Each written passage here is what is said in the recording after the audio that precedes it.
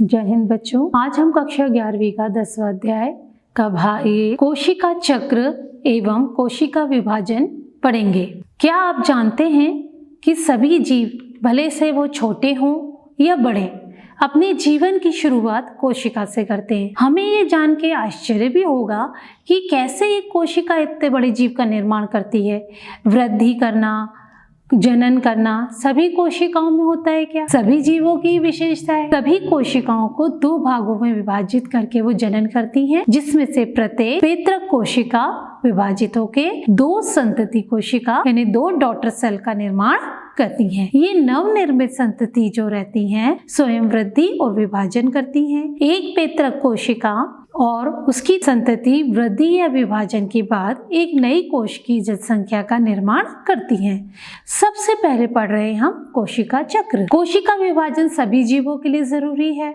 एक कोशिका विभाजन के दौरान डीएनए की डुप्लीकेट्स व कोशिका वृद्धि होती है।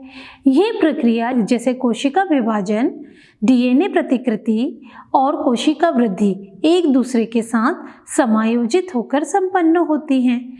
कोशिका विभाजन सही होता है संतति कोशिकाओं में इनकी पेत्रक कोशिकाओं वाला जीनोम पाया जाता है।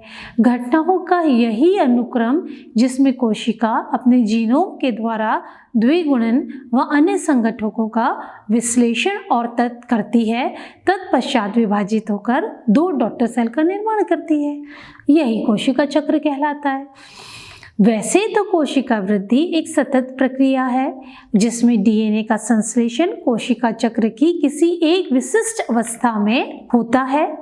कोशिका विभाजन के दौरान गुणसूत्र यानी डीएनए की जटिल घटना के द्वारा संतति केंद्रकों में वितरित हो जाता है। ये सारी घटनाएं आनुवंशिक नियंत्रण के अंतर्गत होती हैं। अब कोशिका चक्र की प्रावस्थाओं के बारे में देखें। एक यूकैरियोटिक चक्र का उदाहरण मनुष्य की कोशिका के संवर्धन में होता है, जो लगभग प्रत्येक 24 घंटे में विभाजित होती है। ये चित्र मैं आपको दिखा रही हूँ, इसमें देखिए। यद्यपि कोशिका चक्र की यह अवधि एक जीव से दूसरी जीव एवं कोशिका से दूसरी कोशिका के प्रारूप में बदल सकती है। उदाहरण के लिए ईस्ट के कोशिका चक्र में पूर्ण होने में उसे 90 मिनट लगते हैं। कोशिका चक्र की दो मूल अवस्थाएं या प्रावस्थाएं होती हैं। एक अंतरावस्था जिसको अंग्रेजी में इंटरफेस बोलते हैं, दूसरी एम अवस्था सूत्री विभाजन जिसको एम फेज या एम अवस्था उस अवस्था को व्यक्त करता है, जिसमें वास्तव में कोशिका विभाजन समसूत्री विभाजन होता है।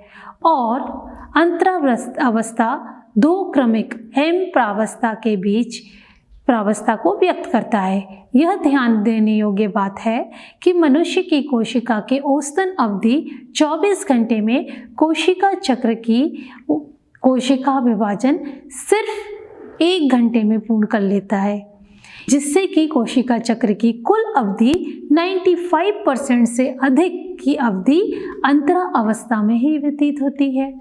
एम अवस्था की आरंभ केंद्रक के विभाजन जिसको कैरियोकाइनेसिस से होता है, जो कि संगत संतति गुणसूत्र के पृथक्करण के बराबर होता है। इसका अंतः कोशिका द्रव्य विभाजन जिसको साइटोकाइनेसिस कहते हैं उनके साथ होता है। अंतरा अवस्था को विश्राम प्रावस्था भी कहते हैं, क्योंकि यह अवस्था या प्रावस्था जिसमें कोशिका विभाजन के लिए तैयार होती है, उसके दौरान वह क्रमबद्ध तरीके से कोशिका वृद्धि, डीएनए का प्रतिकृतिकरण दोनों होते हैं। अंतरावस्था को 3 प्रावस्थाओं में बांटा जा सकता है। पश्चसूत्री अंतराल या अंतरकाल प्रावस्था जिसको G1 फेज बोलते हैं, संश्लेषण अवस्था जिसको S फेज बोलते हैं, पूर्व सूत्री विभाजन अंतरकाल अवस्था जिसको G2 फेज कहते हैं। पहले G1 फेज समसूत्री विभाजन एवं डीएनए की प्रतिकृतिकरण के बीच के अंतराल को प्रदर्शित करता है। प्रावस्था में कोशिका विभाजन या प्रावस्था में कोशिका उपापचयी रूप में सक्रिय होती है और लगातार वृद्धि करती है। इसमें डीएनए की प्रतिकृति नहीं करता। एम फेज या संश्लेषण अवस्था के दौरान डीएनए का निर्माण और उसकी प्रतिकृति होती है। इस दौरान डीएनए की मात्रा दोगुनी हो जाती है। यदि डीएनए की प्रारंभिक मात्रा को 2C से चिह्नित किया जाए तो यह बढ़कर 4C हो जाती है। यद्यपि गुणसूत्र की संख्या में कोई वृद्धि नहीं होती तो जीवन प्रावस्था में कोशिका द्विगुणित या 2N गुणसूत्र है तो S प्रावस्था के बाद संख्या वही रहती है, तो G1 अवस्था में थी अर्थात 2N ही रहेगी। प्राणी में S अवस्था के दौरान केंद्रक में डीएनए का जैसे ही प्रतिकृतिकरण प्रारंभ होता है वैसे ही तारक केंद्र का कोशिका द्रव्य में प्रतिकरण होने लगता है और कोशिका वृद्धि के साथ साथ सूत्री विभाजन के लिए G2 प्रावस्था के दौरान प्रोटीन का निर्माण भी होता है। प्रोण प्राणियों में कुछ कोशिकाएं विभाजित नहीं होती हैं जैसे हृदय की कोशिकाएं, और दूसरी कोशिकाएं यदाकदा विभाजित होती रहती हैं। ऐसा तभी होता है जब क्षतिग्रस्त या मृत कोशिकाओं के बदलने की आवश्यकता होती है। ये कोशिकाएं जो आगे विभाजित नहीं होती हैं जीवन अवस्था से निकलकर निष्क्रिय अवस्था में पहुंचती हैं, जिसे हम कोशिका चक्र की शांत अवस्था या G0 अवस्था कहते हैं। इस अवस्था में कोशिका उपापचय द्वारा या उपापचयी के रूप में सक्रिय होती है, लेकिन ये विभाजित नहीं होती। इनका विभाजन जीव की आवश्यकता अनुसार होता है। अब अगला टॉपिक है एम प्रावस्था, जिसको सूत्री विभाजन अवस्था कहते हैं हिंदी में। यह कोशिका चक्र की सबसे नाटकीय अवस्था होती है, क्योंकि कोशिका जिसमें सभी घटकों का वृहद पुनर्गठन होता है।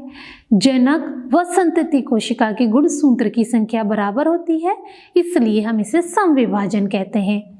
सुविधा के लिए सूत्री विभाजन का केंद्रक विभाजन को 4 प्रावस्थाओं में बांटा गया है। यहाँ यह समझना जरूरी होगा कि कोशिका विभाजन एक प्रगतिशील प्रक्रिया है जिसमें अलग अलग प्रावस्थाओं में स्पष्ट रूप से विभाजन करना मुश्किल है। सूत्री विभाजन को 4 अवस्थाओं में बांटा है। पहला है पूर्वावस्था प्रोफेज, मध्यावस्था मेटाफेज, पश्चावस्था एनाफेज, अंत्यावस्था टीलोफेज। सबसे पहले पूर्वावस्था। अंतरावस्था की S व G2 अवस्था के बाद पूर्वावस्था समसूत्री विभाजन का पहला पड़ाव है। S और G2 अवस्था में डीएनए के भी सूत्र बन जाते हैं, लेकिन आपस में गुथे होने के कारण हमें स्पष्ट नहीं दिखते। गुणसूत्रीय पदार्थों में संघनन शुरू हो जाता है, यह पूर्वावस्था की पहचान है। गुणसूत्रीय संघनन की प्रक्रिया के दौरान ही गुणसूत्र द्रव्य स्पष्ट होने लगते हैं। देखिए चित्र में तारक केंद्र जिसकी अंतरावस्था S प्रावस्था के दौरान द्विगुणन हुआ है, जिसमें अब कोशिका के विपरीत ध्रुवों की ओर चलना शुरू कर देती है। पूर्वावस्था के पूरा होने के दौरान जो घटनाएं होती हैं उनकी कुछ विशेषताएं हैं। पहली विशेषता, गुणसूत्रीय द्रव्य इकट्ठा होकर ठोस गुणसूत्र बना लेता है। गुणसूत्र 2 अर्ध गुणसूत्रों का बना होता है जो आपस में सेंट्रोमेयर से जुड़े रहते हैं। समसूत्रित तुर्क सूक्ष्म लवणिकाओं के जमावड़े की प्रक्रिया शुरू हो जाती है। कोशिका जीव द्रव्य का ये प्रोटीन युक्त घटक इस प्रक्रिया में सहायता करता है।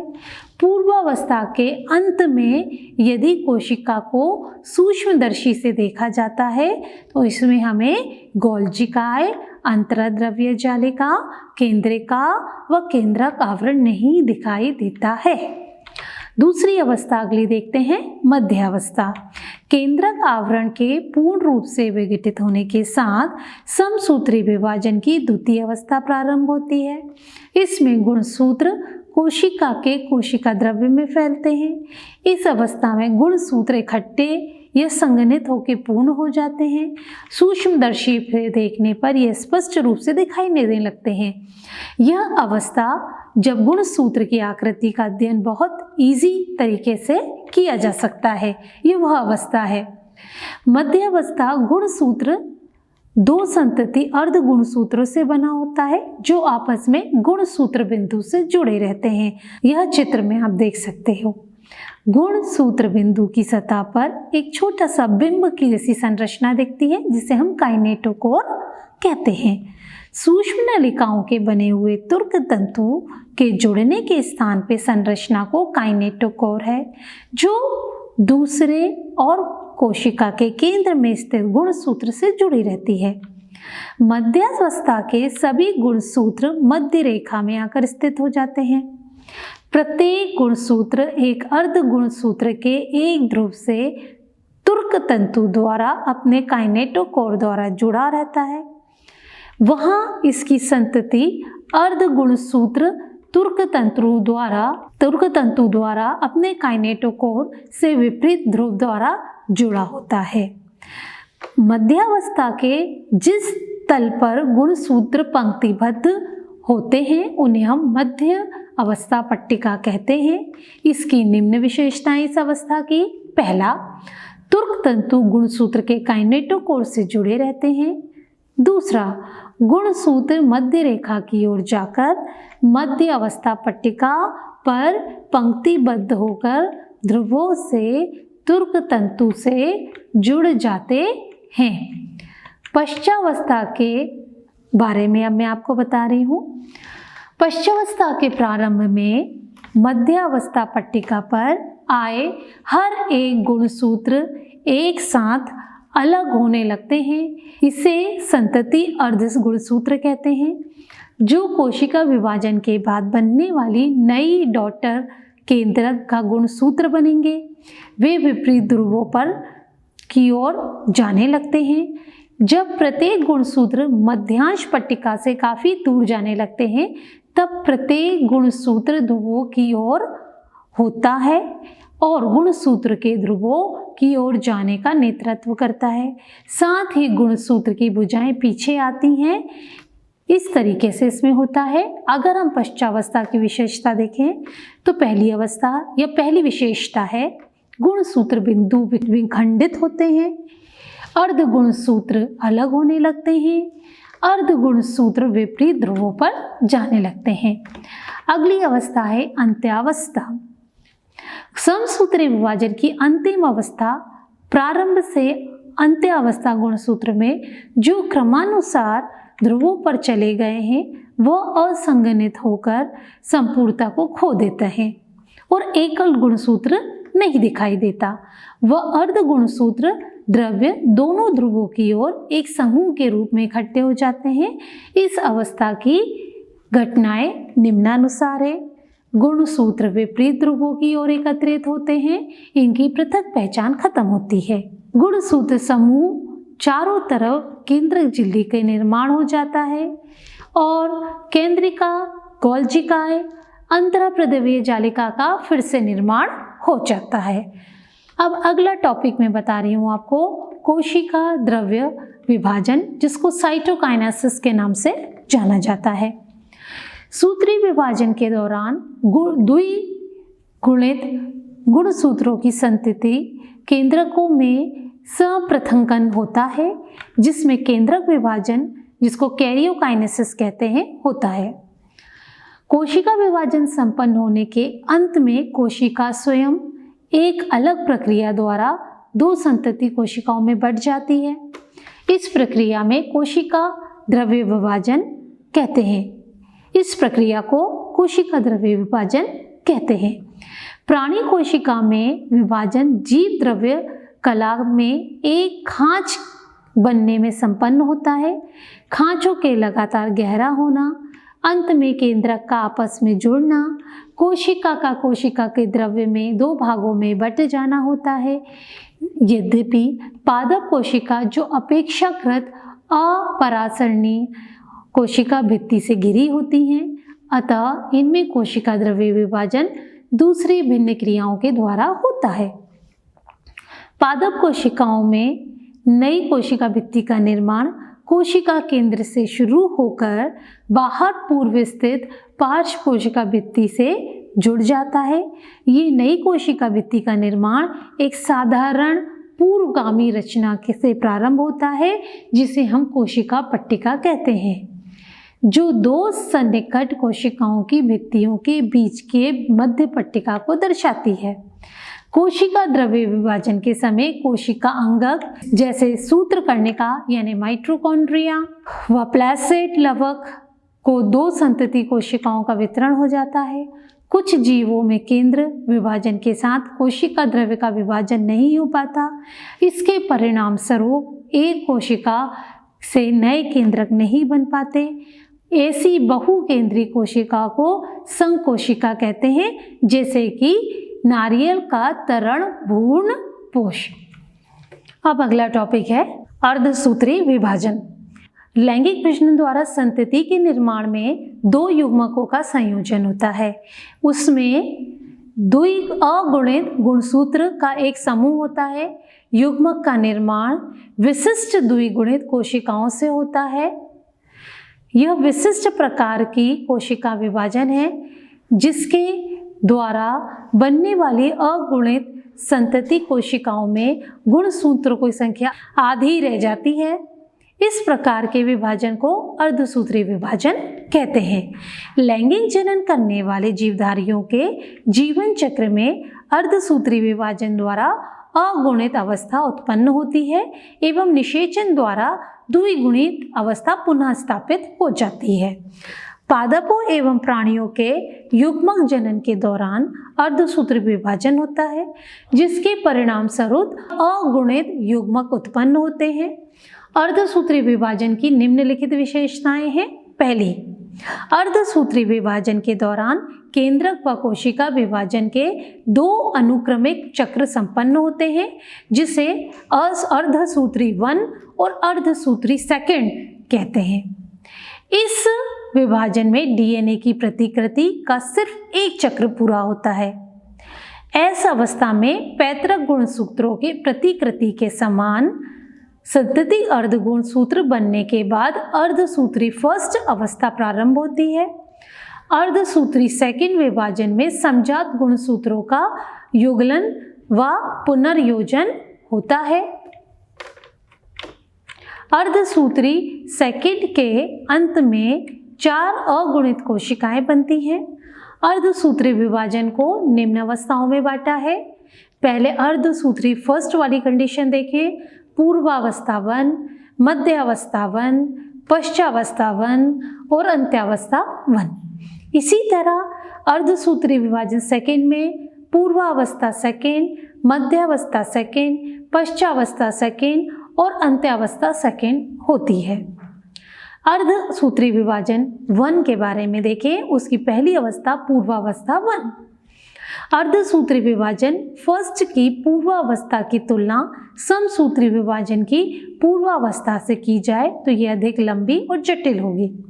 गुणसूत्रों के व्यवहार के आधार पर ये 5 प्रावस्थाओं को उप प्रावस्थाओं में विभाजित किया या उप विभाजन इनमें देखा गया है, जैसे तनुपट जिसको लैप्टोटीन, युग्म पट्टक जिसको जाइगोटीन, स्थूल पट्टक जिसको पैक्टीन, द्विपट्टक जिसको डिप्लोटीन और पारंगति क्रम जिसको डायकाइनेसिस बोलते हैं। साधारण सूक्ष्मदर्शी पे देखने पर हमें लिप्टोटीन अवस्था के दौरान गुणसूत्र धीरे धीरे दिखने लगते हैं।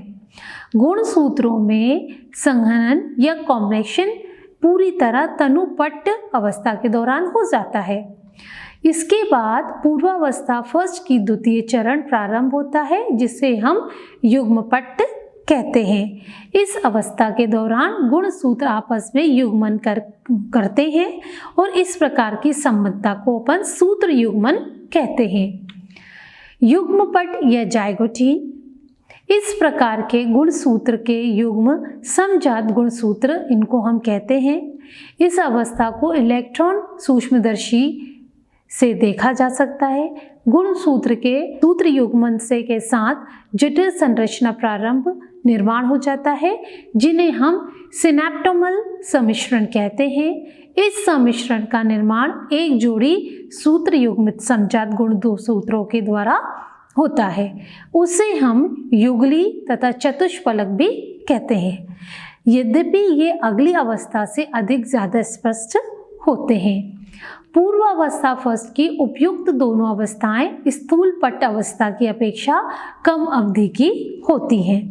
इस अवस्था के दौरान युगली गुणसूत्र चतुष्क रूप में अधिक स्पष्ट दिखने लगते हैं। इस अवस्था में पुनर्योजन ग्रंथिकाएं दिखाई देने लगती हैं, जहां पर समजात गुणसूत्रों की और संतति अर्ध गुणसूत्रों के बीच विनिमय यानी क्रॉसिंग ओवर होता है। क्रॉसिंग ओवर दो समजात गुणसूत्रों के बीच अनुवांशिक के आदान प्रदान के कारण होता है। विनिमय एंजाइम के द्वारा नियंत्रित किया जाता है। एंजाइम इस प्रक्रिया में भाग लेते हैं, उसे हम रिकॉम्बिनेज कहते हैं। अब अगला है द्विपट, जिसको डिप्लोटीन कहते हैं। उसके प्रारंभ में सिनॉप्टिमल सम्मिश्रण का विघटन हो जाता है और युगली के समजात गुण विनिमय बिंदु के अतिरिक्त एक दूसरे से अलग होने लगते हैं। विनिमय बिंदु पर एक्स आकार की संरचना, जिसे कि हम कोएजेमेटा कहते हैं, कुछ कशेरुकी प्राणियों में अंडकों में द्विपट महीन या वर्षों के बाद समाप्त हो जाती है। अर्धसूत्री वन की अंतिम अवस्था, जिसको कि पारगति क्रम डायकाइनेसिस कहते हैं, इसमें कोएजेमेटा का उपांती भवन होता है, जिसमें कोएजेमेटा का अंत होने लगता है। इस अवस्था में गुणसूत्र पूर्णतः संघनित हो जाते हैं। तुर्क रूप या तुर्क तंतु एकत्रित होकर समजात गुणसूत्रों से अलग करने में सहयोग प्रदान करते हैं। पारगति क्रम के अंत में तंत्रिका अदृश्य हो जाती है और केंद्रक आवरण झिल्ली में विघटित हो जाता है।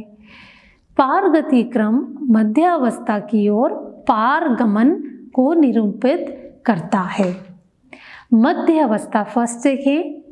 युगली गुणसूत्र मध्य रेखा पट्टी पर व्यवस्थित हो जाते हैं। विपरीत ध्रुवों पर तुर्क तंतु सूक्ष्म नलिकाएं समजात गुणों के गुणसूत्रों के जोड़ों से अलग अलग चिपक जाती हैं।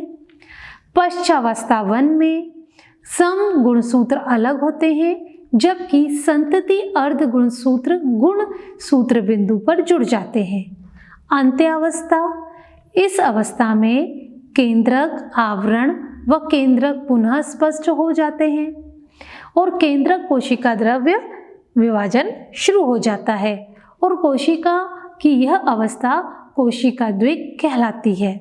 यद्यपि बहुत सारे मामलों में गुणसूत्र का कुछ छितराव हो जाता है, जबकि अंतरावस्था केंद्रक में पूर्णता फैली हुई नहीं मिलती।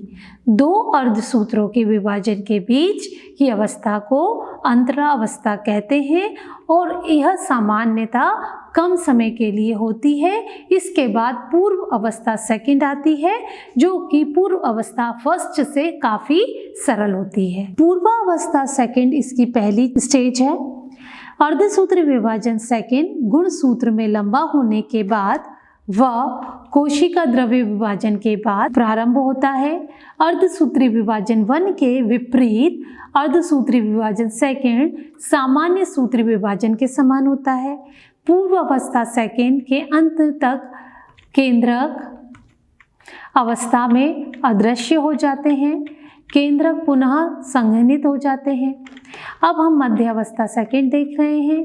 इस अवस्था में गुणसूत्र मध्यांश पर पंक्तिबद्ध हो जाते हैं और विपरीत ध्रुवों पर तुर्क तंतु की सूक्ष्म नलिका इसके संतति अर्ध गुणसूत्र के काइनेटोफोर से या काइनेटोकोर से चिपक जाती है। पश्चावस्था सेकंड देखें। इस अवस्था में गुणसूत्र बिंदु अलग अलग हो जाते हैं। इन जुड़े संतति अर्ध गुणसूत्र कोशिका के विपरीत ध्रुवों पर चले जाते हैं। अंत्य अवस्था सेकंड, यह अवस्था अर्धसूत्री विभाजन की अंतिम अवस्था है, जिसमें गुणसूत्र के दो समूह पुनः केंद्र आवरण द्वारा गिर जाते हैं। कोशिका द्रव्य के उपरांत या कोशिका द्रव्य के विभाजन के बाद 4 अगुणित संतति कोशिकाओं का कोशिका चतुष्टय बन जाता है। अर्धसूत्री विभाजन एक ऐसी प्रक्रिया है जिसके द्वारा लैंगिक जनन करने वाले जीवों के प्रत्येक जाति में विशिष्ट गुणसूत्रों की संख्या पीढ़ी दर पीढ़ी संरक्षित रहती है। यद्यपि विरोधाभासी प्रक्रियाओं के परिणाम स्वरूप गुणसूत्रों की संख्या आधी रह जाती है। इसके द्वारा जीवधारी की जनसंख्या में एक पीढ़ी से दूसरी पीढ़ी आनुवंशिक विभिन्नताएं भी बढ़ जाती हैं। विकास प्रक्रिया के लिए यह बहुत ही महत्वपूर्ण होती है। तो बच्चों, आज मैंने आपको पार्ट 10 में कोशिका विभाजन, कोशिका चक्र की जानकारी दी। ये कक्षा 9वीं में भी आपने कुछ पढ़ा था इसका अंश, लेकिन मैंने आपको डिटेल में ये बताया। अब मैं गृह कार्य के कुछ प्रश्न दे रही हूँ, उसको आप सॉल्व कीजिए, हल कीजिए। धन्यवाद।